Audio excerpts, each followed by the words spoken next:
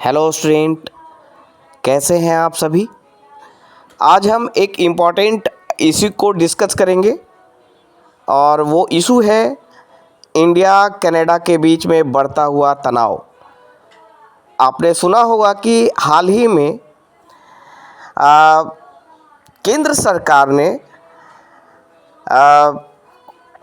खालिस्तानी आतंकी हरदीप सिंह निज्जर की हत्या को लेकर कनाडा का जो दावा है उसको खारिज किया है। दोनों देशों में इस इशू पर, इस विवाद पर तनाव लगातार बढ़ता जा रहा है। कनाडा ने अपने देश में आपराधिक गिरोहों से भारतीय एजेंटों को जोड़ने का प्रयास किया है और भारत ने इन प्रयासों को खारिज कर दिया है। यानी कैनेडियन जो प्रधानमंत्री हैं जस्टिन ट्रूडो, उनका जो दावा है कि जो भारतीय एजेंट हैं, यहाँ तक कि भारतीय राजनयिक हैं, उनका लिंक कनाडा के आपराधिक गिरोहों से है। इस दावे को भारत सरकार ने खारिज किया है ना। भारत ने यह कहा है कि कनाडा के अधिकारियों का जो यह दावा है कि उसने निज्जर मामले में भारत को विश्वसनीय सबूत पेश किए हैं, वो बिल्कुल सच नहीं है।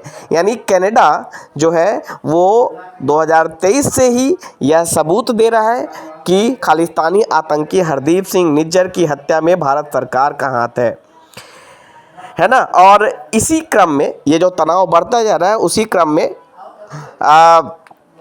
भारत ने 6 कनाडाई राजनयिकों को निष्कासित कर दिया है और साथ ही साथ अपने जो राजदूत हैं, जो अपने उच्चायुक्त हैं, उसको कनाडा से वापस बुला लिया है ना। तो यहाँ पे हम समझेंगे, इसके टाइमलाइन को समझेंगे कि क्या टाइमलाइन है। जो भारत और कनाडा के बीच में जो संबंध है उसमें तनाव कैसे उत्पन्न हुआ, ये जो हरदीप सिंह निज्जर की हत्या का मामला क्या है, तो यहाँ पे इसके टाइमलाइन को हम देखेंगे। अगर हम टाइमलाइन की बात करें तो जून 2023 में कनाडा के पीएम जो हैं, उन्होंने जो नेशनल सिक्योरिटी एडवाइज़र हैं, कनाडा पीएम के जो नेशनल सिक्योरिटी एडवाइज़र हैं, उन्होंने इंडिया को एक्यूज किया कि इंडिया जो है वो कनाडा में फॉरेन इंटरफेरेंस का टॉप सोर्स है। यानी कनाडा में जो विदेशी हस्तक्षेप हो रहा है उसमें सबसे ऊपर है इंडिया। और एस जयशंकर ने वहाँ के कनाडा में एक पैरेड में जो असैसिनेशन दिखाया गया इंदिरा गांधी का, उसके बॉडीगार्ड के द्वारा, वो जो असैसिनेशन की झांकी दिखाई गई, उसको एस जयशंकर ने क्रिटिसाइज किया। सितंबर 2023 में ट्रूडो और मोदी के बीच में टेंशन दिखा। G20 जो लीडर समिट हुआ था भारत में, उसमें ये टेंशन खुले तौर पर देखने को मिला, है ना। इसके बाद ट्रूडो ने पार्लियामेंट में यह एलिगेशन लगाया इंडिया पे कि जो कैनेडियन इंटेलिजेंस है, कैनेडियन इंटेलिजेंस ने जो सबूत दिया है कि निज्जर के डेथ में भारत का हाथ है, वो सबूत क्रेडिबल है ना, विश्वसनीय है। और कनाडा ने एक ट्रेड ट्रीटी चल रहा था इंडिया के साथ, उस पर पॉज लगा दिया, है ना। और जो वहाँ के इंटरनेशनल ट्रेड मिनिस्टर हैं, उनकी जो यात्रा थी अक्टूबर 2023 में, उस यात्रा को, उस प्लान को उन्होंने पोस्टपोन कर दिया। इंडिया ने भी इसके जवाब में इंडिया ने कैनेडियन वीज़ा पे रोक लगा दी, रेस्ट्रिक्शन लगा दिया। It ultimately restore visa access in November में इसको रिस्टोर किया गया। New Delhi says it had concern about the safety of its diplomat in Canada. इसने कनाडा में अपने डिप्लोमेट के सेफ्टी के लिए कंसर्न, चिंता जताई। अक्टूबर 2023 में India cancels diplomatic immunity for 41 Canadian diplomats.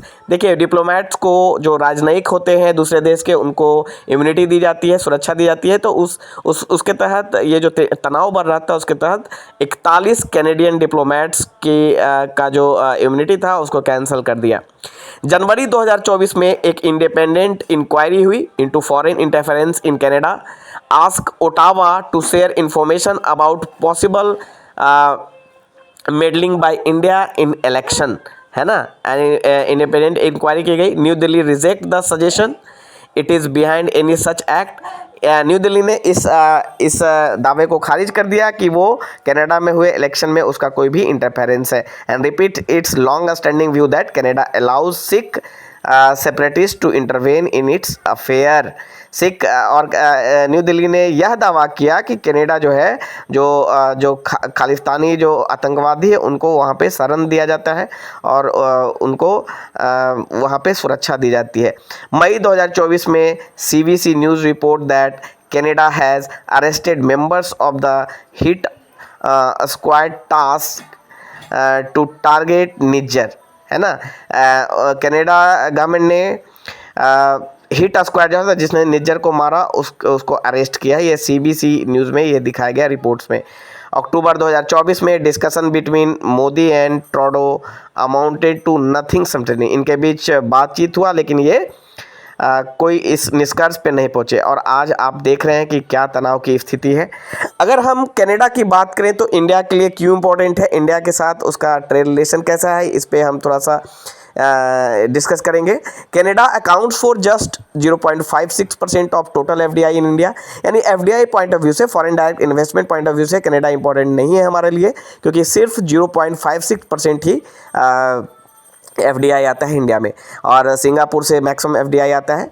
DPIIT data source total FDI inquiry inflow between April 2000 to June 2023 was लगभग 6,45,386 million, of which only 3,642 million came from Canada, जो कि बहुत ही कम है, 0.56% है। लेकिन कनाडा हमारे लिए इसलिए इम्पोर्टेंट है कि Canada is home to 5.26% of overseas Indian, यानी डायस्पोरा, इंडियन डायस्पोरा कनाडा में रहता है ना। ओवरसीज़ इंडियंस का 5.26% कनाडा में निवास करता है ना। तो ये इसके लिए हमारे कनाडा हमारे लिए इम्पोर्टेंट है। And every 7th Indian student abroad is in Canada. Canada में कई सारे भारतीय विद्यार्थी शिक्षा ग्रहण करने जाते हैं, खासकर मेडिकल की शिक्षा या हायर स्टडी करने जाते हैं। 2022 में एक डेटा आया था, एस्टिमेशन था कि लगभग 13,24,954 जो इंडियन स्टूडेंट है वो अब्रोड में है, और उसका लगभग 1,83,310 यानी 13.83% जो है वो कनाडा में है। तो इसलिए भी कनाडा हमारे लिए इंपॉर्टेंट है। Canada is the 4th largest source of tourist in India.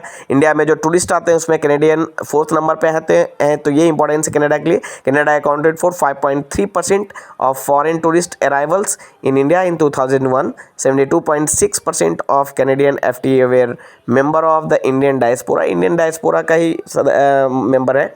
FTA from Canada rose to इतना, है ना, ये इसलिए इंपॉर्टेंट है। बायलैटरल ट्रेड की बात करें तो ये बहुत ही कम है। It's balance is in India favour, यानी इंडिया एक्सपोर्ट ज़्यादा करता है, इंपोर्ट कम करता है, इंडिया के फेवर में है balance of trade. India trade with Canada was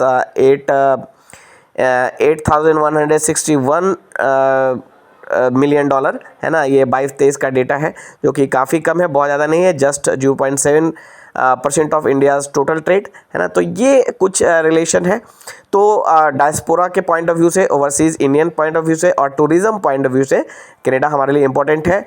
और साथ ही साथ चूँकि कनाडा एक नॉर्थ अमेरिकन कंट्री है, एक डेवलप्ड कंट्री है, तो उस पॉइंट ऑफ व्यू से हमारा रिलेशन कनाडा के साथ अच्छा होना चाहिए। कई सारे इंटरनेशनल प्लेटफॉर्म पर हम एक को मेंबर्स हैं। तो यहाँ पे जो भी लैक ऑफ कम्युनिकेशन है, कम्युनिकेशन गैप है, उसको सुधारने की ज़रूरत है, और साथ ही साथ, है ना, बात करने की ज़रूरत है, बातचीत करने की ज़रूरत है कि होप ये जो रिलेशन है कनाडा का इंडिया के साथ उसमें सुधार हो। Thank you.